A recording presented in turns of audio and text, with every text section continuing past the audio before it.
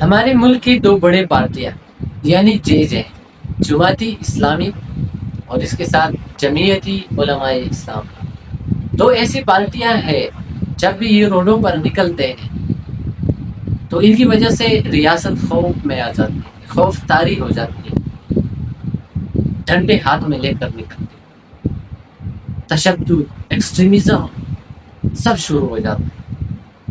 تو اسی وجہ سے ریاست نے پھر ڈنڈے اٹھانے پڑتے ہیں۔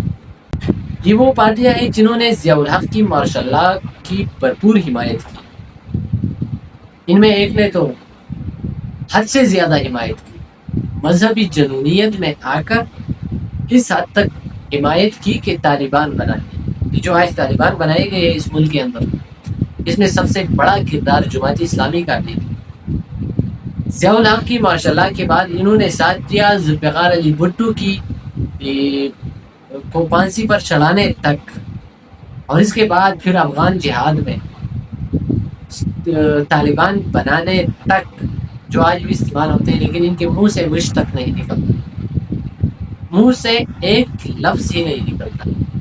ایک طرف خون بہایا جاتا ہے تو دوسری طرف جماعت اسلامی روڈوں پر نکل کر بتاتی ہے کہ ہمارے اوپر مہنگائی ہے، ہم مہنگائی سے متاثر ہے۔ تو جناب ان لوگوں کو یہ بتا دے کہ آپ امن کے لیے کیوں نہیں نکلتے، طالبان کو کے خلاف کیوں نہیں بولتے؟ کیا ہمارے لیے مہنگائی سب سے ضروری ہے یا انسانی جان؟ لیکن یہ فرق کسی کو نہیں پڑتا، بس ایک فرق پڑتا ہے اور وہ ہے مہنگائی۔ ہمیشہ دگلا کھیلنے والی مذہبی جماعتیں، انہی مذہبی جماعتوں کی وجہ سے طلبہ یونین کو بین کر دیا گیا، کیونکہ انہوں نے لوگوں کو سکھایا تھا، اپنے سپورٹر کو یہی سکھایا تھا کہ آپ نے بس جو آپ کے نظریات کو نہیں مانیں گے اس کے ساتھ دشمنی کرنی ہے، جو آپ کے نظریات کے ساتھ کھڑے نہیں ہوں گے تو آپ نے اس کے ساتھ لڑنا ہے۔ کسی کی آئیڈیالوجی، کسی کی سوچ کی عزت نہیں کرنا، احترام نہیں کرنا، بس اس کا خاتمہ کرنا ہے، اس کے ساتھ لڑنا ہے، زبردستی اپنے گروہ میں شامل کرنا ہے۔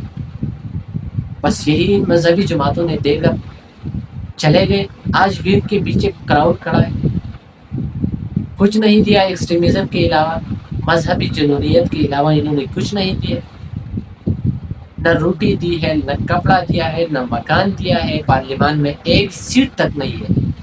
لیکن جب ریاست بات کرتی ہے کہ کم عمری میں شادی نہیں کرنا تو یہ ڈنڈے لے کر روڈوں پر نکل جاتے ہیں کہ آپ نے جناب یہ بات کیوں کی؟ ہم تو 9 سال کی عمر میں بھی چھوٹے بچوں کی شادیاں کروائیں گے۔